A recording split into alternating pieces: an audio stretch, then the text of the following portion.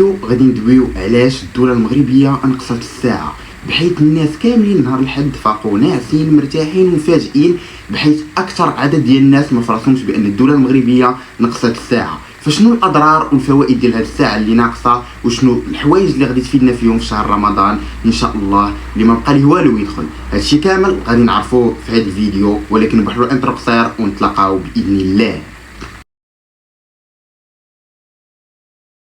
كما قلنا الدوله المغربيه نقصت الساعه في نهار الاحد، خصوصا في البارح يعني يوم السبت على الساعه الثالثه في المساء ولا الثالثه يعني توقيت الفجر ديالنا في توقيت المغرب. فالدوله المغربيه قدرت انها تنقص هذه الساعه وتعتمدها. علاش؟ حيت ان شهر رمضان الكريم ولا سيدنا رمضان ما بقى ليه والو يدخل.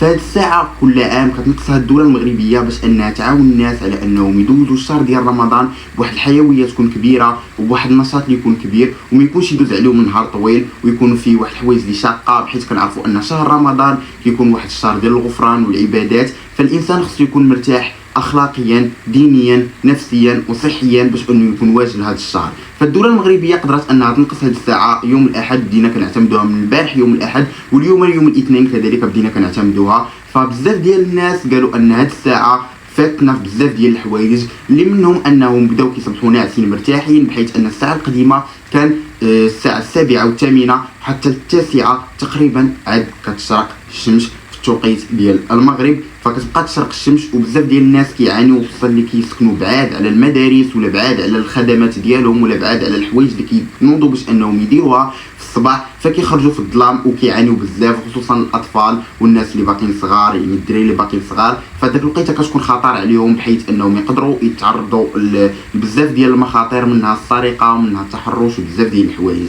فهذه بزاف ديال الحوايج، بزاف ديال الناس ايدوا هذه الفكره وكيطلبوا ان هذه الساعه تبقى باش انهم يخليو ان الاطفال ديالهم يخرجوا في واحد التوقيت يكون مزيان ويشبعوا نعاس وينوضوا ناعسين مرتاحين، بحيث حنا كنعرفوا النوم انهم واحد الحوايج اللي اساسيه اللي كتخلي ان الانسان يكون نشيط في حياته وتخلي انه يكون مرتاح. فهذا الشيء من الاسباب اللي خلى ان الناس تفاعل وتقول ان هذه الساعه اللي نقصوها فهي واحد الساعه اللي هي مزيانه اللي غادي تفيدنا. وكذلك كينقصوا الساعه الدوله المغربيه على توقيت ديال الناس بالنسبه للسحور والفجر، بحيث ان السحور كيولي شويه هابط لتحت باش انك تقدر تسحر في واحد الوقيته اللي تكون كافياك وتخرج تصلي الفجر ديالك وترجع في واحد الوقيته اللي تكون مزيانه، واحد الوقيته اللي تكون يعني شبعتي فيها واحد شويه ديال الناس، قبل من انك الا كنتي كتنعس وتنوض للسحور باش انك تسحر. فحتى هذه كتفيد وكتفيد بزاف الناس، يعني حتى هذه كتأيدها الدوله المغربيه وكيأيدوها الناس ومتفقين على انها كتفيدنا في هذا الشيء.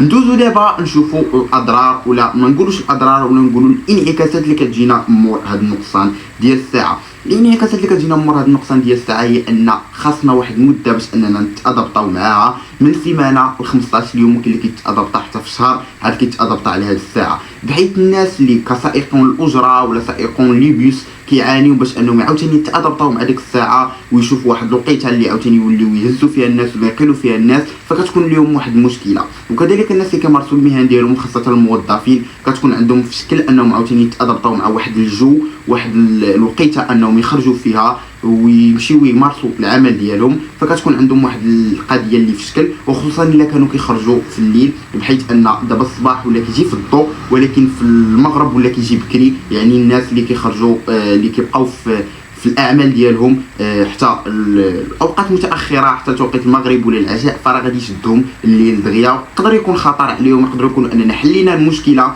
ديال اننا الصباح كنخرجوا بكري ولكن في الليل كنخرجوا معطلين. فهذه من بعض الحوايج اللي كتادي ولا كتقول ان الناس يقدروا انهم يتعادوا فيها ولا يقدروا انهم ما تعجبهمش الحال علاش تنقصات هذه الساعه. فانا في الراي ديالي ان هذه الساعه تنقصات فهي حاجه اللي هي زوينه، فكتساعد على الناس انهم ينوضوا نشيطين ويكونوا مرتاحين، بحيث الا كنتي نشيط ومرتاح فراه غتقدر تنجي الناس من بزاف ديال الاخطار، خصوصا نبداو بمخاطر السير. حيت الا كان الانسان ناعس مزيان وخاطره ونفسيته وصحته نايض مزيان ونايض مرتاح ونعس 8 السوايع ديالو، ففاش غادي يخرج باش انه يمشي للخدمه ديالو ولا يمارس شي حاجه ديالو، فغيركب في السياره ديالو ولا في الموتور ديالو، فانه ما غاديش يدير حوادث، حتى غادي يكون مرتاح وموقد وكيشوف كل شيء بشكل واضح وما فيش ذاك النعاس اللي يقدر يؤدي الى حوادث السير. وبزاف ديال الحوايج ان هذه الساعه تقدر اننا تنجينا منهم.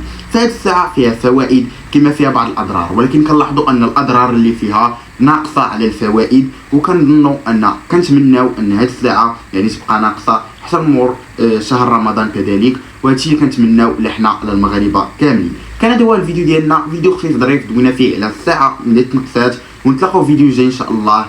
بيس عليكم.